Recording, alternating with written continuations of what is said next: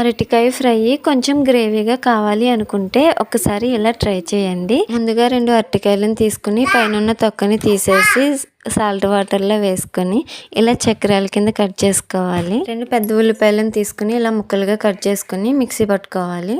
ప్యాన్లో ఆయిల్ వేసుకుని ఆయిల్ వేడెక్కాక జీలకర్ర, కట్ చేసి పెట్టుకున్న అరటికాయ ముక్కలు వేసుకుని పైన సాల్ట్ వేసుకుని మిక్స్ చేసుకోవాలండి. ముందుగా సాల్ట్ వేసుకుంటే అడుగంటకుండా ఉంటాయండి ముక్కలు. మూత పెట్టుకుంటూ మధ్య మధ్యలో మూత తీసుకుని మిక్స్ చేసుకుంటూ ఉండాలి. ఫ్రై అయిన తర్వాత ఉల్లిపాయ ముద్ద వేసుకుని మిక్స్ చేసుకోవాలి. ఉల్లిపాయ ముద్ద పచ్చివాసన పోయిన తర్వాత చిటికెడు పసుపు, కారం, గరం మసాలా పొడి, ధనియాల పొడి వేసుకుని మిక్స్ చేసుకోవాలి. కావాలనుకుంటే ఆయిల్ కూడా యాడ్ చేసుకోవచ్చండి.